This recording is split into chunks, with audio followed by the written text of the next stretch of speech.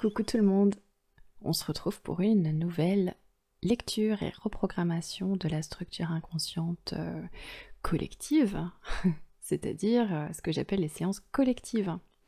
Donc je vous rappelle, le but du jeu c'est que si vous avez été attiré par cette vidéo, par le petit titre sur la vignette, c'est que vous avez certainement des choses à trouver ici, qui vont venir vous apporter des morceaux de puzzle à votre avancée. Alors on commence tout de suite. On va s'installer, si c'est pas déjà fait, installez-vous avec moi. Et puis on commence tout de suite. On va se connecter à la structure inconsciente de la question que vous voyez écrite. Qui est: pourquoi est-ce que je n'entends pas mon intuition? Pourquoi est-ce que je n'entends pas mon intuition? On répète la question, c'est important, parce que c'est comme si on laissait toutes les cellules s'imbiber de la question. On s'imbibe de la question avant même d'imaginer répondre à la question.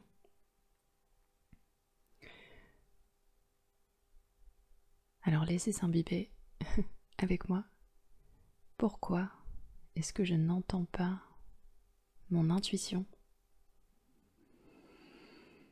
Et on va commencer la lecture de la structure inconsciente. Donc je verbalise à haute voix, j'utilise la première personne parce que je me branche sur cet être collectif. Et vous pouvez le faire avec moi.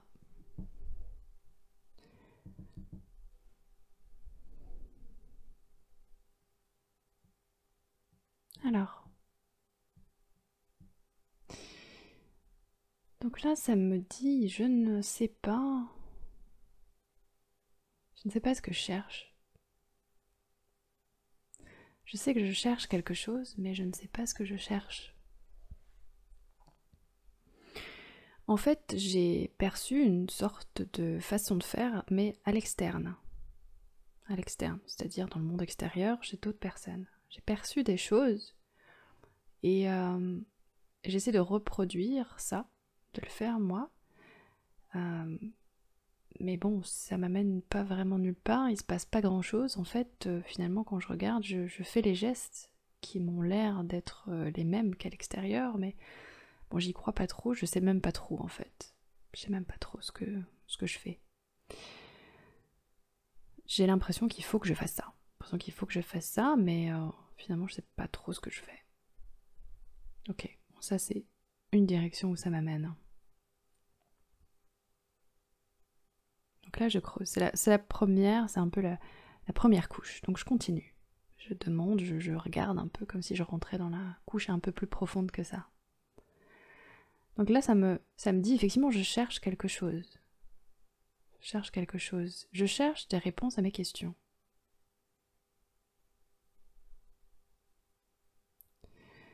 En fait, là, ça m'amène directement à une forme de croyance. Ça me dit même plus, quand je continue encore à la couche d'après, je cherche des réponses à mes questions. Ça m'affirme tout simplement, je n'ai pas les réponses à mes questions.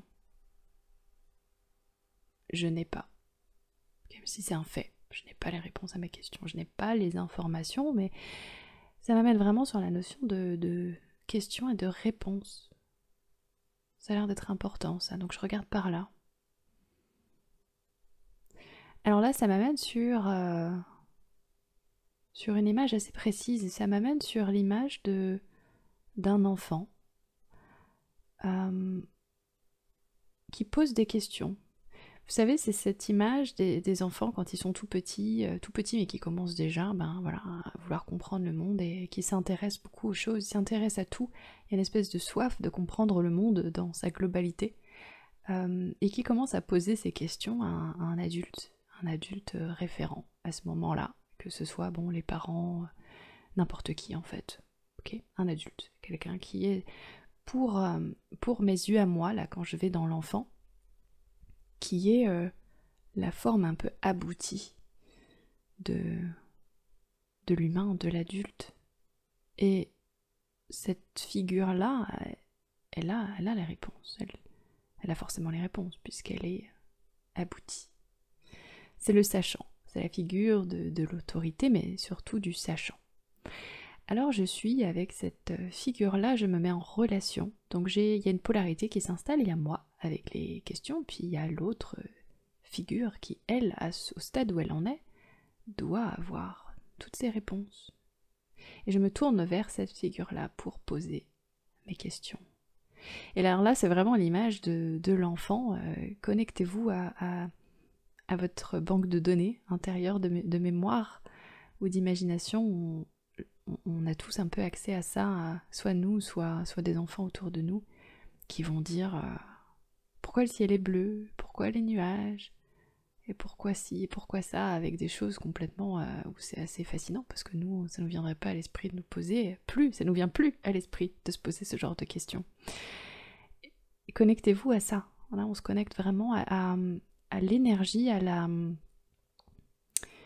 au positionnement de cet enfant, à comment cet enfant se sent, au ressenti de cet enfant-là, qui là nous montre sa soif en fait de comprendre. Sa confiance aussi quand il pose la question à l'adulte référent, qui a suffisamment confiance pour poser la question, qui a suffisamment confiance en sa question, et aussi suffisamment confiance en la figure référente pour avoir des réponses. Là, ça m'encourage à vous demander comment c'était pour vous. Est-ce que vous vous êtes autorisé, petit, à poser ce genre de questions? Est-ce que vous vous souvenez? Alors, voilà, ça m'encourage à vous mentionner ça, mais sans vous encourager non plus à vous accrocher à l'histoire avec. Ok? Juste noter. Est-ce que, tiens, moi je faisais ça, tiens, moi je faisais comme ça. Ok, on continue. On s'attache pas à l'histoire, c'est un petit coucou pour voir, pour vous, comment c'était. Ok, parce que là, ça nous amène à la notion de confiance. Là, on nous montre avec une narration, avec une scène, on nous montre la fondation de ça. Donc là, on est dans la fondation de notre question, hein, vous avez compris. Donc, la fondation de ça. Donc, dans cette scène, on a un peu la compréhension de la fondation même qui nous amène ensuite, des années plus tard, à cette question. Alors, là, je me branche à, ok, on va dans le sens. On va voir le sens de cette scène. Plus de détails, plus d'informations.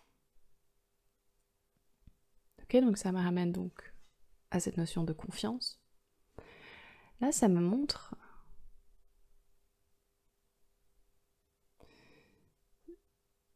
Ok, je lis, je repars sur la première personne parce que je lis à l'intérieur de moi, je n'ai pas confiance. Là, ça m'amène sur je n'ai pas confiance.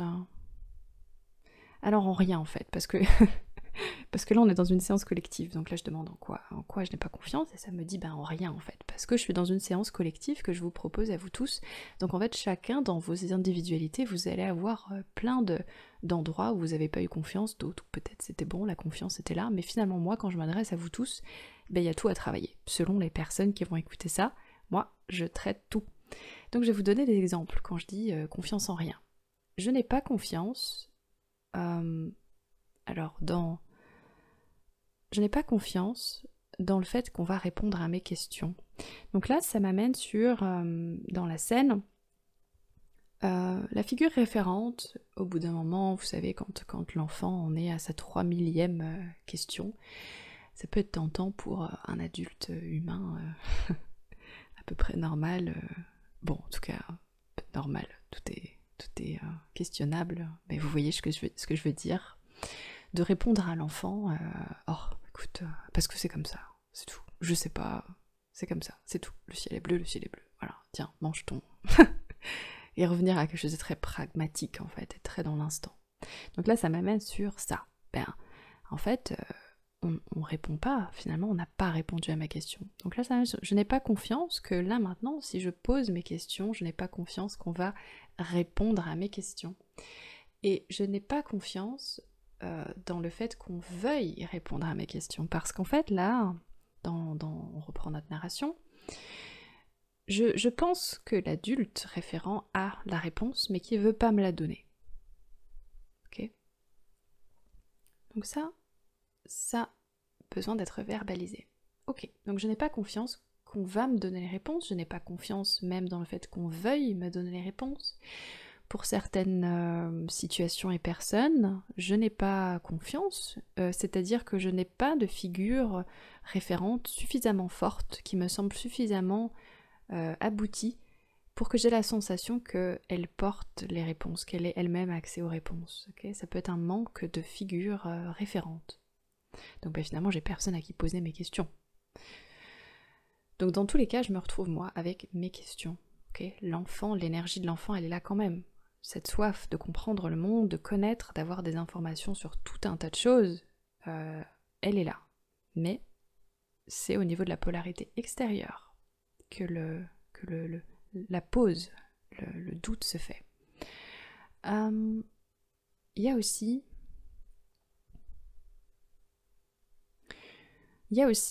je n'ai pas confiance dans mes questions. Je n'ai pas confiance dans mes questions. Donc là, ça parle d'un moment un peu de doute. Et si mes questions étaient bêtes, en fait? Si mes questions étaient bêtes, et si elles n'étaient pas appropriées Là, je remets même en question, moi, à l'intérieur de moi, mes questions même. Ok.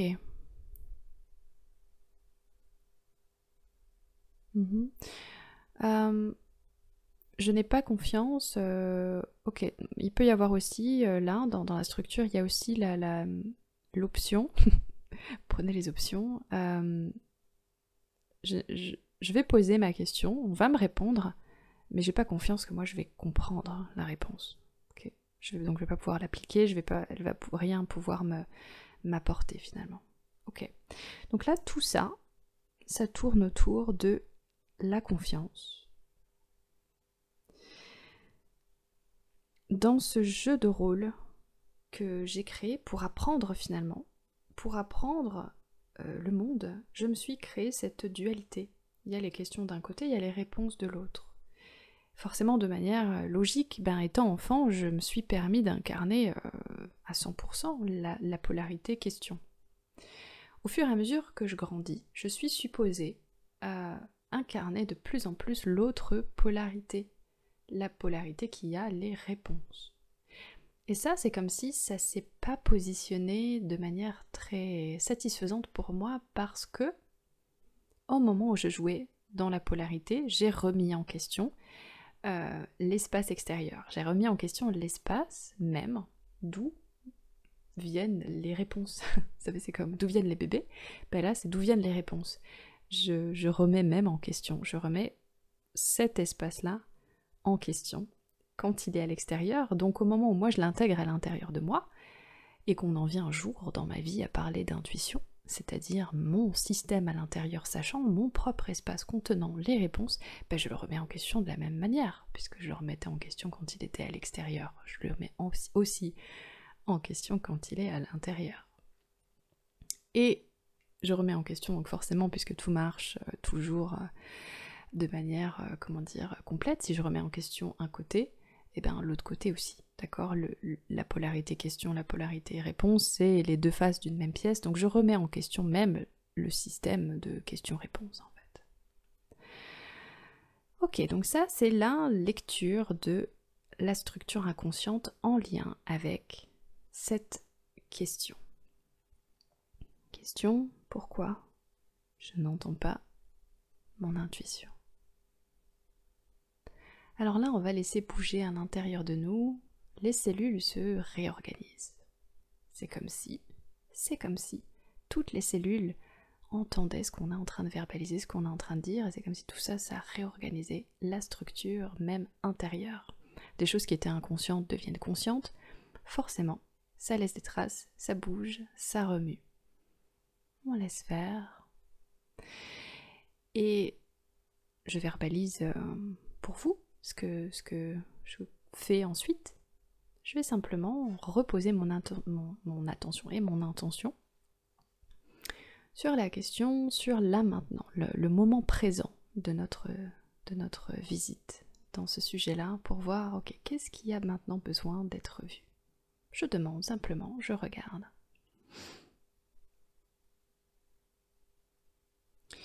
Donc là, ce qui a besoin d'être entendu, ça me ramène sur l'émotion. En général, quand on fait ce genre de lecture, il y a toujours un moment où on va rester un peu sur l'émotion. Les émotions sont nos grands bloqueurs, nos grandes raisons de stagner pendant un moment sur des phases de vie, parce qu'une émotion est là, elle a besoin simplement d'être entendue pour pouvoir bouger.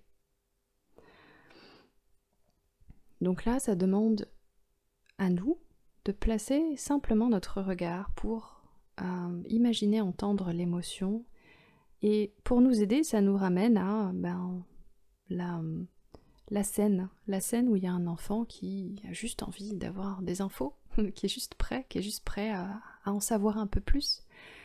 Et aussi sur cette énergie, se remettre en contact, que c'est un moment de se remettre en contact avec cet enfant, qui est juste les yeux grands ouverts, émerveillé, autant d'avoir des questions que d'avoir des réponses. Imagine quand il reçoit des réponses, il est là, ah, ok, on voit, il va pas forcément faire quelque chose de la réponse, simplement juste il la reçoit, il la boit. Et on a cette énergie un peu primordiale, un peu innocente, insouciante de l'enfant, que là, la structure nous montre de nous remettre en contact avec ça, et en fait, juste ça amène comme une joie, et ça nous remet en contact avec la joie et avec une forme d'émerveillement un peu de la vie. Alors ça, apparemment, c'est aussi important à verbaliser pour nous, pour le groupe, pour notre structure, là maintenant. Parce que perdre confiance dans cette part de la vie, de nous, que ce soit à l'intérieur ou à l'extérieur, qui sait, qui comprend le monde, ça remet en question aussi la joie, le plaisir, la confiance même à être dans ce monde-là. Si je remets en question la figure qui me guide, qui me donne mes réponses, c'est compliqué d'être vraiment en confiance dans la vie. C'est le fait même de se sentir guidé, là, qui est un peu atteint. Donc là, simplement, on pose notre regard sur cet enfant-là, on pose notre regard sur l'enfant en nous, sur la partie en nous qui, bon, à un moment, il y a quelque chose qui fait que l'accès à ces réponses a été un peu mis en pause, ça a été remis un peu en question tout ça, c'est le cas de le dire, ça a été remis en doute. Ok, on accueille cette émotion. On accueille l'émotion, je n'ai pas confiance. Donc ça, c'est un peu l'affirmation, croyance, émotion, un peu tout ça, qui c'est comme un petit peu, qui a perduré dans le temps jusqu'à aujourd'hui. Là, ça me montre, c'est présent aujourd'hui encore dans notre structure. Je n'ai pas confiance. Puis c'est un peu, moi je veux bien tout ça, mais bon, j'ai pas confiance. On m'a pas donné de raison vraiment de faire confiance. Donc on accueille simplement ça. On laisse, encore une fois, sentez vos cellules, imaginez que ça descend dans vos cellules, de verbaliser ça, cette phrase, cette affirmation. Je n'ai pas confiance.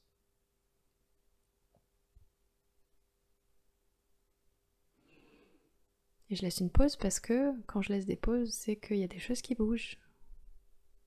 Et vous pouvez laisser bouger à l'intérieur de vous avec moi. Ok. Donc là, ça a été vu. Donc on est prêt un peu à bouger des choses consciemment. Donc là, on va verbaliser simplement les choses qu'on est prêt à faire bouger. Alors ce qui est important que je vous dise, c'est que c'est pas parce que je verbalise que ça bouge. Verbaliser, qu'on verbalise ou pas, le travail il se fait. La conscience, elle va bien plus vite que nos mots, que les choses qu'on est capable de comprendre et de dire. Par contre, quand on verbalise, ça accompagne. Et puis ça nous donne un peu une sensation que, oui, ça, je suis prêt. Okay, ça accentue. C'est un peu comme si on passe le stabilo sur certaines choses. C'est important à dire. Donc on va verbaliser pour accentuer certaines choses. Donc moi je vais dire les choses qui me sont stabilotées pour moi. Et on va dire, et vous dites oui avec moi si ça résonne avec vous et si vous êtes prêt à ça. On a besoin de votre accord verbal, comme d'habitude.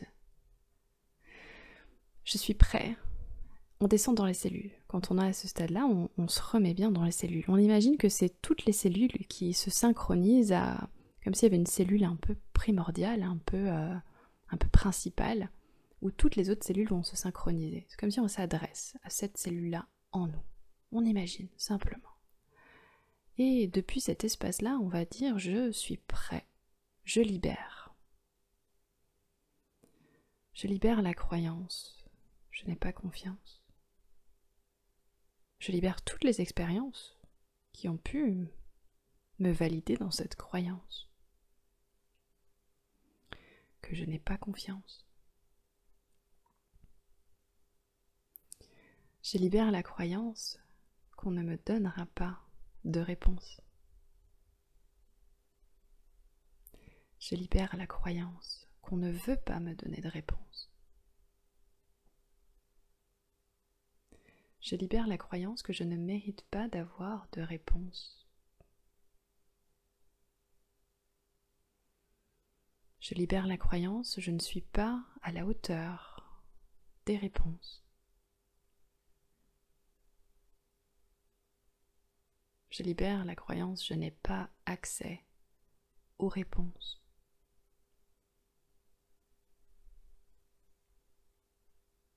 Je libère la croyance que je n'ai pas de réponse.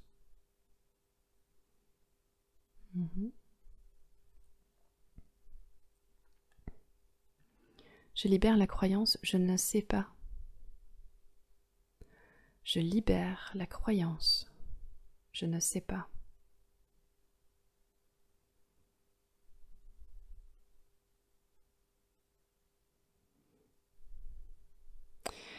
Alors là, ça m'amène sur une autre part à verbaliser. Quand je dis je libère la croyance que je ne sais pas, là ça m'amène sur ok, donc là on est avancé dans le processus, ok, on a avancé dans le processus où on a pu intégrer la figure sachante, celle qui a les réponses, qui était à l'extérieur, on l'a intégrée à l'intérieur de nous. Donc à l'intérieur de moi, j'ai les questions et les réponses. Donc j'ai accès. Qu'est-ce qui se passe si j'ai accès à mon intuition, à ma conscience supérieure? Vous l'appelez comme ça vous parle, hein, cette part à l'intérieur de vous qui sait. Qu'est-ce qui se passe si j'ai accès aux réponses? Pourquoi je le relie à la croyance? Je ne sais pas. Parce qu'en fait, ça m'amène à j'ai un intérêt à penser que je ne sais pas. Qu'est-ce qui se passe si j'ai des réponses à mes questions? Qu'est-ce qui se passe quand je pose une question où en fait j'ai un intérêt à ce que ce soit une réponse soit une autre? Qu'est-ce qui se passe si je pose des questions, si je demande conseil, parce qu'au bout d'un moment on pose des questions pas juste pour savoir pourquoi le ciel est bleu, mais des vraies choses un peu importantes dans notre vie, quand on sert de notre intuition, où j'ai un intérêt, c'est un peu, j'ai un peu des, comment ça s'appelle, des intérêts... Bref, j'ai des intérêts dans la question, dans la réponse, voilà, dans la question, dans la réponse. Donc qu'est-ce qui se passe si je pose une question et puis que on me dit, je le verbalise comme ça, exprès, on me dit, faut faire ça. Et moi, ça me bouscule un peu, je suis pas ok avec ça.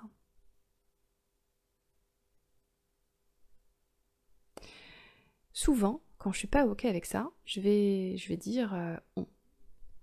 Parce qu'en fait, en disant on, je mets le sachant à l'extérieur. J'ai peur, on retourne du côté de la croyance, j'ai peur que si je sais, si je reçois les réponses et les informations, j'ai peur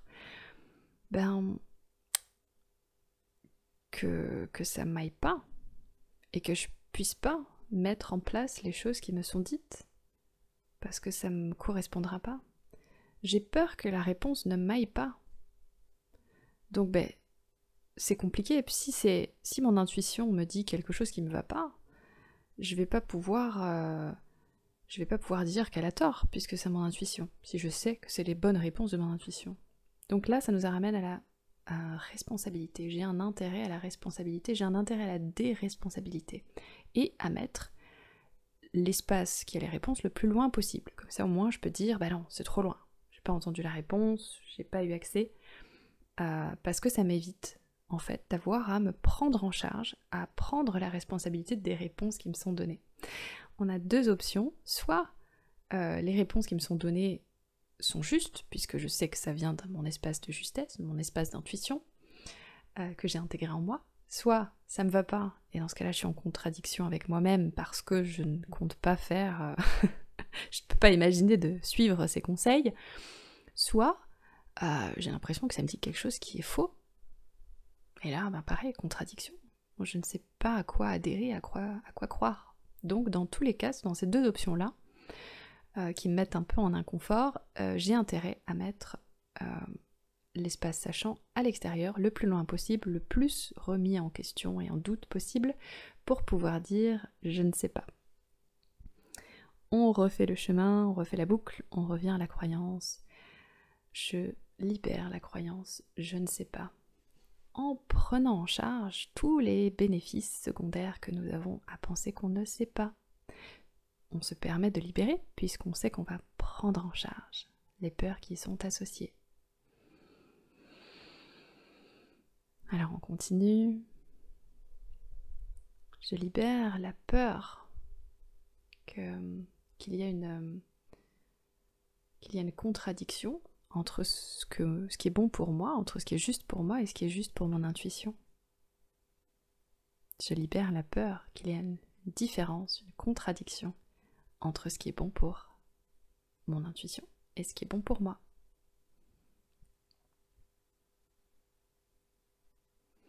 Je libère la peur d'être responsable si je me trompe, si je pense que mon intuition me dit quelque chose, mais que finalement c'était faux. Je me libère de la pression d'avoir raison, la pression d'être juste.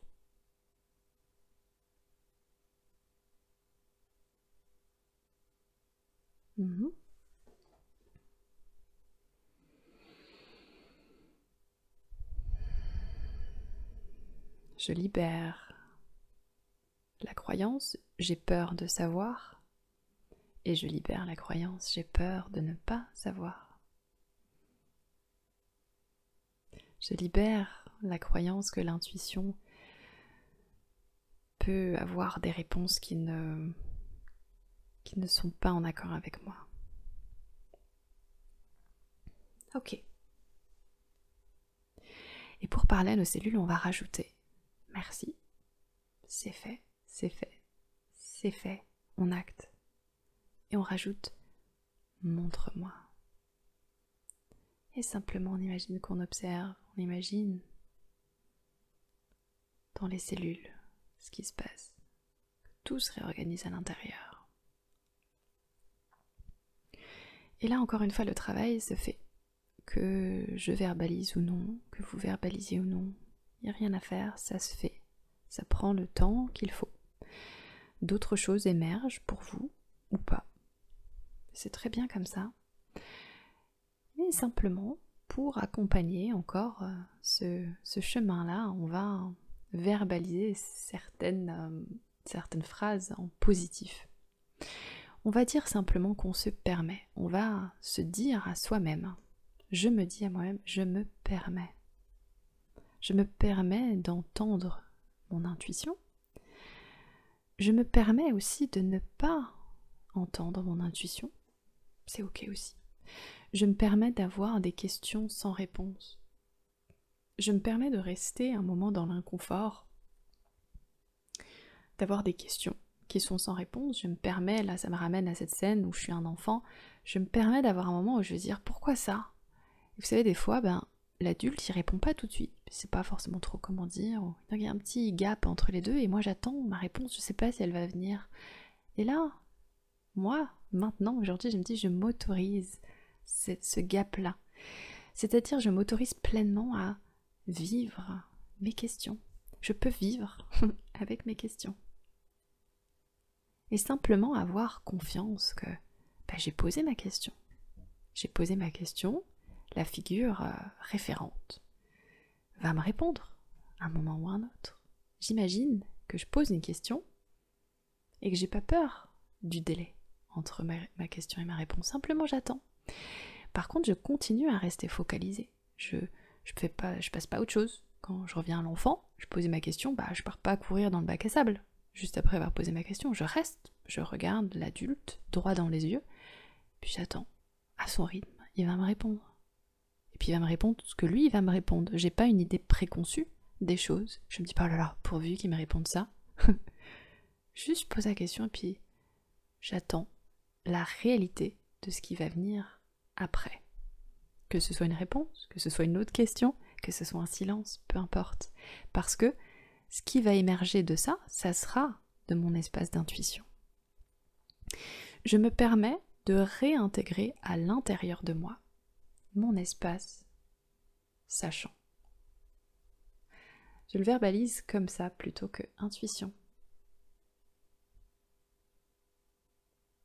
Je me permets de réintégrer à l'intérieur de moi, c'est-à-dire que j'attends pas de l'extérieur. J'ai maturé, j'ai grandi. J'ai fait la paix avec le moment où je faisais un peu le jeu entre la polarité à l'intérieur, les questions à l'extérieur, les réponses. Maintenant, au stade où j'en suis, je me permets d'incarner les deux polarités à l'intérieur de moi. Des fois, j'ai des questions, des fois j'ai des réponses, des fois j'ai les deux. C'est à l'intérieur de moi. J'ai plus besoin d'attendre comme ça de l'extérieur avec un peu la peur que ça vienne ou pas, avec des protocoles extérieurs, avec des façons de faire de l'extérieur. J'arrête en fait. Je me focalise pas sur comment font les autres, comment ne font pas les autres. Je viens juste à l'intérieur de moi, en vivant pleinement le fait de poser une question et en restant dans le silence de ma question. Simplement, je vois ce qui émerge et je suis à l'aise avec ça. Parce que je sais que mon espace sachant est à l'intérieur de moi. Et qu'il prend la forme qui est la plus juste pour moi, puisque je comprends, je sais qu'il n'y a pas de contradiction entre mon espace sachant et moi, pas de contradiction entre mon intuition et moi. Il n'y a pas de différence entre ce que mon intuition pense être juste et ce que moi je pense être juste. S'il y avait une apparente contradiction, ça pourrait être que en contradiction avec des choses qui ne sont pas vraiment moi. Des choses qui soient des peurs, des premières impressions, des jugements un peu temporaires. Mais ce qui est vraiment moi, mon intuition est le reflet de ça. Okay, elle ne fait que me ramener à ce qui est vraiment ce que je veux, à ce qui est vraiment moi. J'ai confiance en mon intuition. J'ai confiance en mon intuition même quand elle est silencieuse, puisqu'elle est à l'intérieur de moi. Elle ne peut pas être absente, puisqu'il n'y a pas d'absence à l'intérieur de moi. Je me permets la confiance. Confiance en mon intuition, la confiance en moi, la confiance autant en mes questions qu'en mes réponses. Et nous allons clore cette petite séance collective sur ces mots. Merci pour votre écoute. Ça me fait plaisir de partager ces moments avec vous. J'espère que cette séance vous a plu, qu'elle vous apporte de belles compréhensions ou énergies, que ça vous fait du bien d'une manière ou d'une autre. Et puis, ça va continuer à travailler. Alors, je vous dis à bientôt pour une autre séance et pour une autre question. Merci beaucoup, merci de vous abonner, de laisser une petite réaction, un commentaire ou un petit pouce si ça vous a plu. Ça me fait plaisir, ça m'encourage et ça m'aide aussi à développer cette chaîne et mes partages. Merci pour tout et je vous dis à très bientôt.